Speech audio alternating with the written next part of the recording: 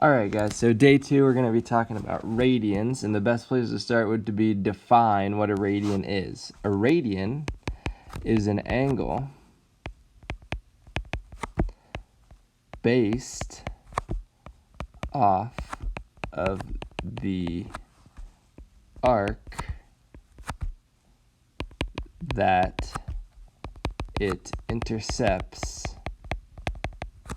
in a circle.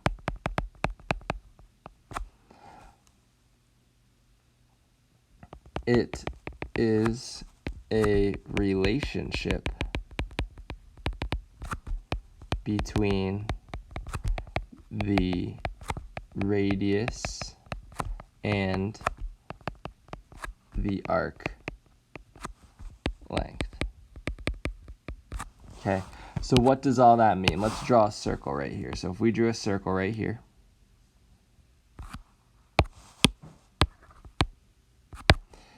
and then we draw a radius, so we're going to draw a radius. We'll label it R.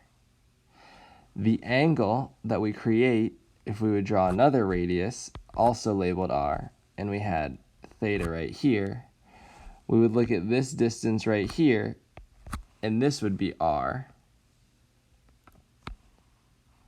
Then, because the radius is the same as the arc that it intercepts, then theta, in this case, would be equal to the radius R. So R would be in radians. Theta is talking about an angle measure, okay? And that's because that's a geometry thing where the central angle is equal to the arc that it intercepts, okay? So let's think about that more in depth. Let's give an example. So if we draw another circle, let's draw it over here. For this circle, let's assume the radius is 1. Assume a radius of 1. Okay, so then if we had a radius of 1 here, a radius of 1 here, how far did we travel? In degrees, right? In degrees, that top section would be 180 degrees. Okay? Let's also think about the circumference of a circle. The circumference of a circle is 2 pi times the radius. Okay? Well, if we went halfway around the circle, so we went halfway, the radius is 1, so the circumference of half would be 2 pi times 1 over 2. So then the circumference that we traveled was pi, right? So then right here we could put a pi. So then the radians of this arc right here, the angle that we made, so this angle would be pi radians. Okay, so 180 degrees is the equivalent to pi radians. So then what would that make 360 degrees equivalent to? It would be equivalent to the entire circumference, right? If we would take the whole distance around the circle. So 360 would be equivalent to 2 pi radians. All right, so that's kind of the little introduction to radians. It's solely based off of the distance that you travel around the circle to make the angle, okay? So let's talk about how we can convert from radians to degrees. To go from radians to degrees, we would be starting with radians. So we would be starting with something with pi in it, okay? So if it starts with something with pi in it, we would need to get it to degrees, something without pi. So what we would do is we just take whatever we have, so we'll say RAD for radians, and we multiply it by 180 degrees, and then we're going to divide it by pi. To convert back from degrees to radians, we're starting with degrees, right? So we need to put pi into it. So then we would take pi, so we would take our degrees, we would multiply by pi, and then we would divide off 180. The reason this works, guys, is because pi and 180 degrees are the same angle. Okay, they're just two different units, right? This is just a unit conversion thing. These are the same angle in different units.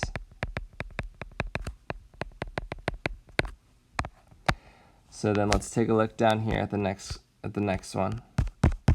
Oh, what is going on, Notability? So let's take a look down here. Convert 4 pi over 9 to degrees. So we have 4 pi over 9, and then we're going to convert it to degrees, so we multiply by 180, and then we divide by pi. Okay, when we do this, the pi's are going to cancel. 180 divided by 9, that is going to be 20, so 4 times 20, that's going to give us 80 degrees. Okay, let's convert 115 degrees, 115 degrees, into radians, so we'd multiply that by pi over 180. Notice it says in terms of pi, so we want to leave the pi in there. Okay, so 115 and 180, when you write these guys, you want to keep them in fractions. You don't want to have decimals, so we need to figure out what is the greatest common factor between 115 and 180. So 115, let's just divide it by 5, see what happens. That gives us 23. So if we divide this by 5, it would be 23. If we divide 180 by 5, 180 divided by 5, that's going to give us 36. So it doesn't look like anything else is going to go into 23 and 36, so then we would say 23 pi over 36, right? And all I did was I divided by 5 to get that number. Divided by 5 to get that number.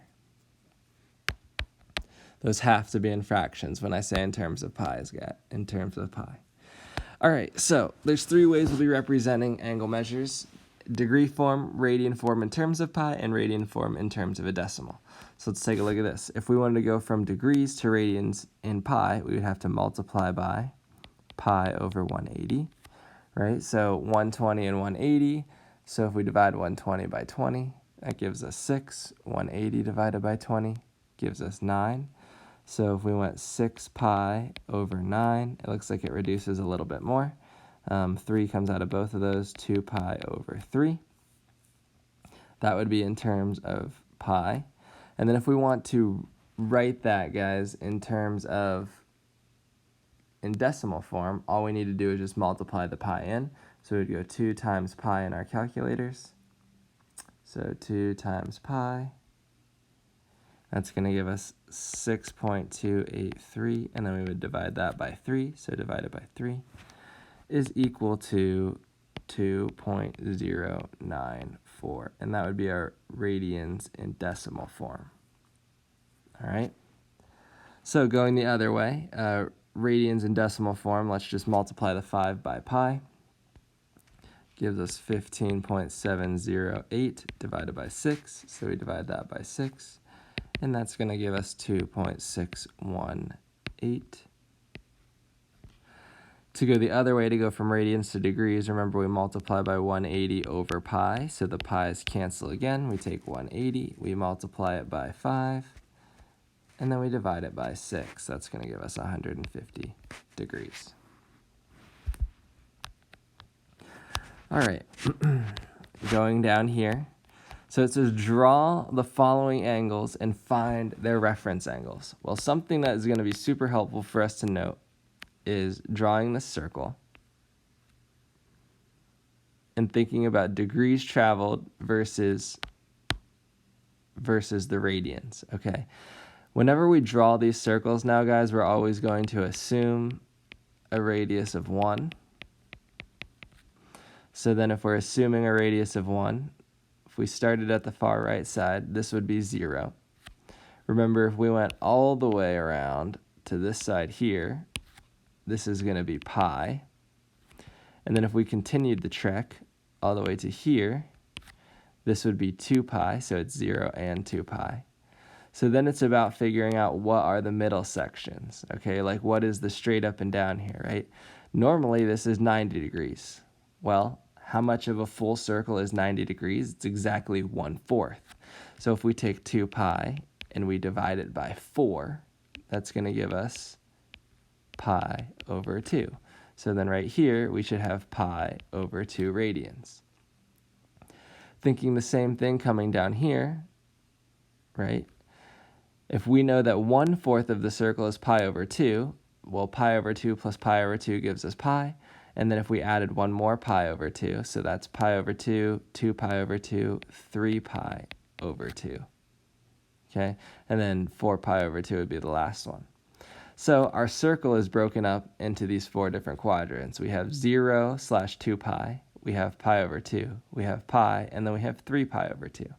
These should be helpful when drawing the angles and then finding their reference angles. Okay, so let's take a look at this. We have 2 pi over 3. So if we draw our circle, right, 2 pi over 3 is 2/3. Is 2/3 bigger than 1/2, right? So I'm looking at 2/3. Is it greater than 1/2? 2/3 is not quite.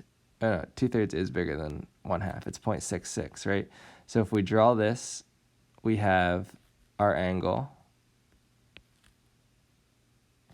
here. We have pi over 2 is here, which was, if I'm just looking at the constant terms, guys, this would be 1 over 2. So now we need to go 0.66. So 2/3 is going to be like here. So this would be 2 pi over 3.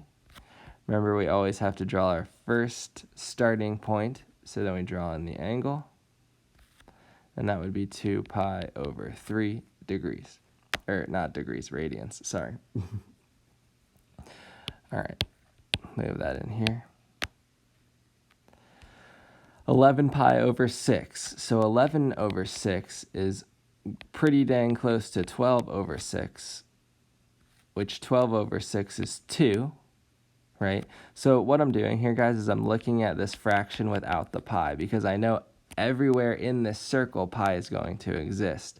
So then when we draw this angle here, if it's close to 2, that means it's close to 2 pi. So our starting angle would be here. And then if I'm thinking of 11 pi over 6, I'm thinking, okay, it needs to be a little bit less than that, so probably about here. Because if we went all the way around, now we have 11 pi over 6. Okay? And then the last one here, 7/5, right? So 7/5, the closest thing to 7/5 probably would be 5/5, because we're 2/5 past 5/5, right? So I'm thinking of 5/5. So 5/5 is close to 1, so our 1 pi is over here. And then we need to go 2/5 past that, okay? So we would have almost going to another half, right? If we're talking 2/5, we'd probably be right up here. So then our starting angle is here, ending angle is here, or our end terminal side is there, and that would give us what, our 7 pi over 5. Okay, so that's how we would draw all of those angles. Now it says find their reference angles. Okay, so how to find reference angles. This is really similar to what we had been doing, guys. Reference angles, remember, is the closest distance to the x-axis, right? So if we're 2 pi over 3, 3 pi over 3 is the next thing it's coming to, right? So then the distance here is going to be, we would take 3 pi over 3, which this is equivalent to 1 pi. So we take 3 pi over 3, and we would subtract off that 2 pi over 3. That would give us pi over 3. For the reference angle there. Reference angle here, right, we're talking 11 pi over 6. Well, that's almost 2 pi, so what we do is take 2 pi, we subtract off 11 pi over 6. Remember, we were looking at 2 pi as 12 pi over 6, so 12 minus 11 gives us pi over 6. And then this last one right here, we're looking at this distance, right? So we're really looking at the difference between 7 pi over 5 and 5 pi over 5, because 5 pi over 5 is equivalent to 1 pi. So that's going to give us 2 pi over 5. All right, I know those ones can be confusing, guys, so please come to office hours if you have questions about those ones, and I can definitely explain them further. All right, last part here. We're talking about arc length and sector area. Here's how you used to find it, right? In geometry, you would just set up a ratio, right? And then you would cross multiply and solve. So let's actually do something different now that we are in Algebra 2. There's a formula that we can use for this. So it says we're going to generalize these properties using radians to discover a formula in both proportions. Make pi over 360 be radian values of pi over, or theta over 2 pi. Sorry, I'm saying pi when I should be saying theta. So arc length, guys. Arc length deals with circumference. The circumference equation is 2 pi times r. So if we want to find arc length, we take theta, and then we're going to divide it by 360 degrees, and then we would multiply it by the circumference, 2 pi r. The reason we take theta over 360, right, is because this is the fraction. This is the fraction of the circle we want.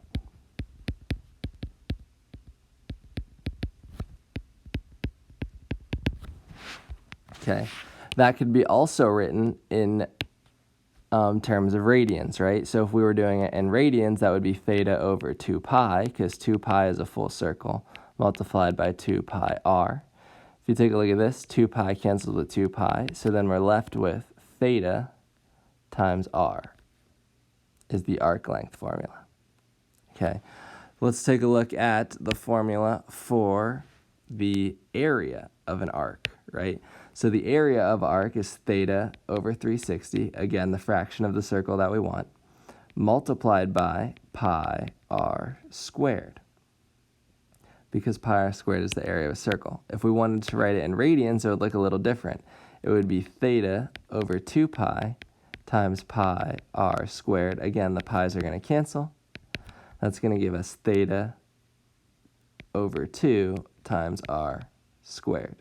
So this would be the formula in radians. All right, so it says find both the length of the arc, AC, and the area using the above methods, right? So it's given to us in degrees, but it could sometimes be given us in radians, okay? So given it to in degrees, we're going to go arc length, so we call it S, is equal to theta, which is 135 degrees over 360, multiplied by 2 times pi times the radius, which is 3. And then really, guys, it's just plugging that into our calculator. I would start with 135 divided by 360, get that fraction of the circle. Okay, multiply it by 2, multiply it by pi, and then multiply it by 3. So S, or the arc length, is going to be 7.069, and then our units are inches.